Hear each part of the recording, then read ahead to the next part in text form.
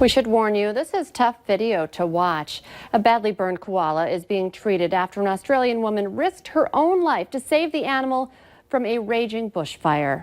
The animal was crossing a road among the flames in New South Wales yesterday when she grabbed the animal, wrapped it in her shirt and poured water on it.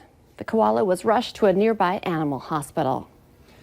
Hi everyone, and thank you for waking up with us on this Wednesday morning. I'm Jordan Schreier here with Lisa Bedeau. We're just getting started with your news and weather to the top of the hour to help you plan your day. We have an amazing story to share with you that shows how far families will go to save their loved ones. It's a rare missing persons case that started in North Dakota. Jill Rosenno of Dickinson says her daughter was battling drug addiction when she took off for Colorado. Jill lost track of her, but then saw her on TV when a story was airing about a homeless person and other homeless people living on the streets. Rosenno immediately went to Denver, and for days, she and family members scoured the streets. They eventually found her daughter in a train station bathroom. She just melted into my arms, and we both just cried, and I hugged her, and she said she was receptive. She wanted to go to rehab. Jill says her daughter is now in Washington State with her grandma until she gets the help she needs, including getting sober. Cass County deputies are looking for a runaway who they believe is still in the metro area. And they say George Locke was last seen Sunday morning in Harwood wearing a white sweatshirt and yellow and red lettering with black and white LeBron James basketball shoes. Call police if you have any information about him. It's now 9 minutes before 7 o'clock on our Wednesday morning. Time to get a check of our storm team forecast with Lisa Green. Good morning today. Well, we're returning to some wintry weather in parts of the valley. We're looking at temperatures that are going to be cold enough up north that we're getting some snow and snow that sticks too throughout the day. So we're looking at a winter weather advisory in blue here for basically areas along Highway 2 and north from there. Though those of us in the south can also expect to see the potential for some snow over the next 24 hours. We just won't accumulate it as much. It won't last as long for us in the south because of warmer temperatures there. So up to the north, you can see the snow already going. Now, the radar detects snow aloft, and not all of this is making its way to the ground. We have seen at times a little snow around the New Rockford area on DOT cams, some reports of snow in western Cavalier County and northern Towner County on the roads there too. So it is falling in spots, not as widespread as it looks right now, higher up in the atmosphere. Eventually, though, this will all start making its way toward the ground, and we're looking at some wintry conditions developing, especially again in the northern half of the valley today. Fargo, we've got some green overhead indicating some sprinkles, a little rain with temperatures that are warmer there. It may not be until tonight that we see snow chances for many of us in the southern valley. So something to be aware of as you're making your plans. But we're looking at a good amount of snow on the radar map right now here in the Dakotas and beyond. So looking at our temperatures, we're around freezing up north. We're at 30 in Fosston and over in Devil's Lake. It's 33 in Grand Forks. A little milder to the south. We're at 35 degrees currently in Fargo. Here's that hour-by-hour planner again. That snow spreads eastward. We're looking at the Highway 200 corridor north from there being the main focus for the accumulating snow during the daytime hours today. This is 4 o'clock. Temperatures up in the north, we're looking at low to mid 30s, or rather upper 20s to low 30s. Southern Valley mid 30s to about 40. So a big range in temperatures, a critical range in temperatures as far as precip type. And we could get again a couple of spotty areas of rain in the south. That snow stretches basically from Badette all the way to Jamestown around the 4 o'clock hour. And then eventually it does spread south and eastward from there late tonight. So we see some snow chances in the south too, but accumulations will be a lot less. So here's a look at our snowfall potential. We're looking anywhere from about 0 to 2 inches of snow in the southern part of the valley for most areas. A different story in Jamestown. We might get some higher accumulations there, though not reflected right now on the map. And then up north, more in that 2 to 5 inch range. So impactful for travel, especially in the northern valley today, with the wind whipping that around later tonight and early tomorrow morning. Snow ends tomorrow, then we're looking at cold weather for one day and then back above freezing heading into the weekend. And now for a look at traffic, here's Devin Fry with the Valley Today's Traffic on the Move.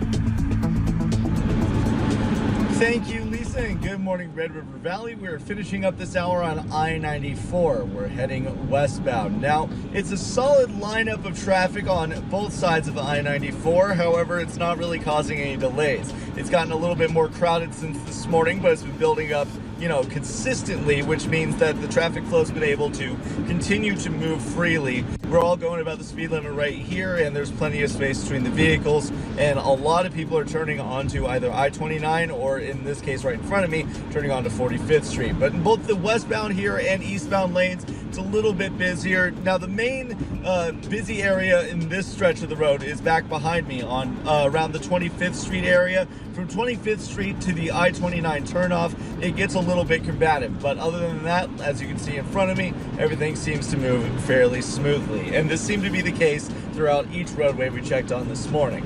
We're going to keep checking them out in the next hour in the Fargo CW, but for now, for your traffic on the move, I'm Devin Fry. A woman from the Northern Valley is going to prison for 5 years for running over her boyfriend and killing him. KFGO News is reporting that 47-year-old Beth Windus of Gonvick, Minnesota, pleaded guilty to criminal vehicular homicide in the death of 51-year-old Jonathan Sundquist in August. Court records say Sundquist got mad when he came home from work and Windus had not made dinner.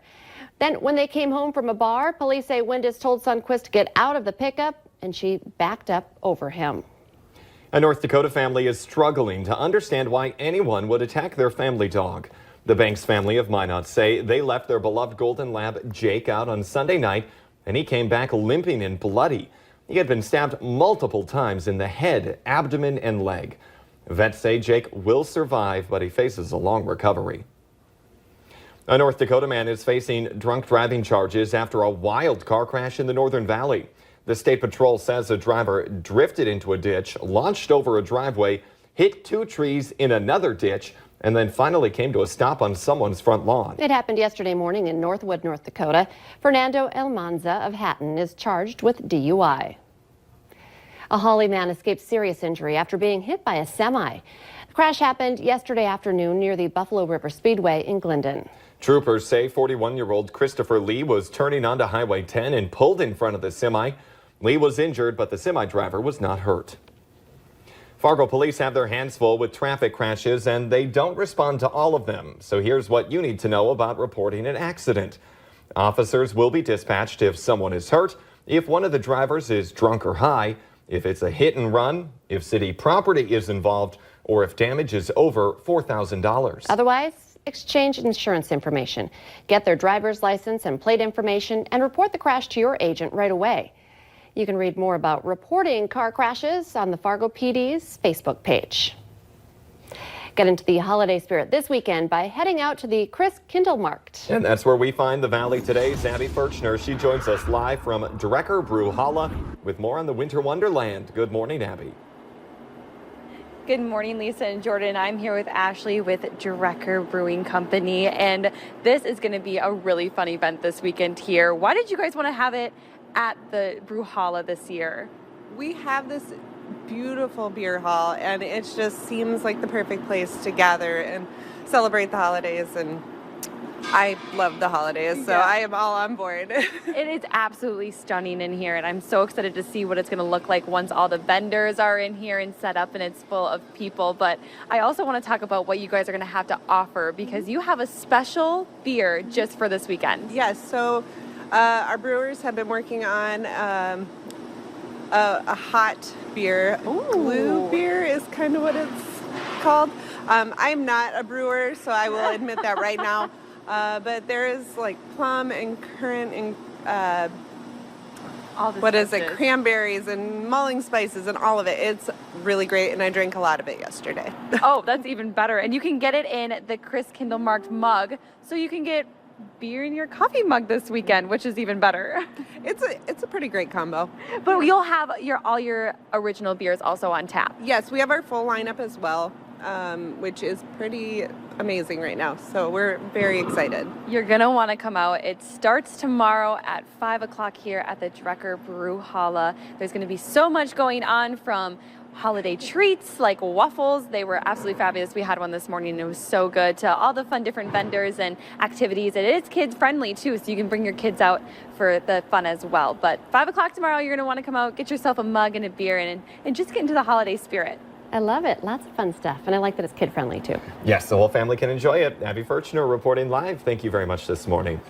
Let's get the answer now to our question of the morning on Facebook. That question, the average woman has 6 of these and the average guy owns 1. Well, actually, when you think about it, the answer makes sense. Perfume or cologne? I have just 1. I have at least 6. At least 6. All right, once again, we're talking about some weather today. Yeah, we've got conditions that are going to kind of go downhill as we head through the morning hours and afternoon in the Northern Valley first. We're going to see those snow showers really start to come down, reach the surface, and cause some issues on those roadways, bring down your visibility at times as well. Southern Valley, it may be a while before we see the snow in some parts, maybe not until tonight. We could see a little more rain. Here's a look at our snowfall potential through tomorrow morning. We're looking at 2 to 5 inches up north and in many areas. Southern Valley, lesser amounts. The Today Show and CBS This Morning are just about to start, but the Valley Today rolls on. Join us for more live up-to-the-minute news and weather right now on the Fargo CW.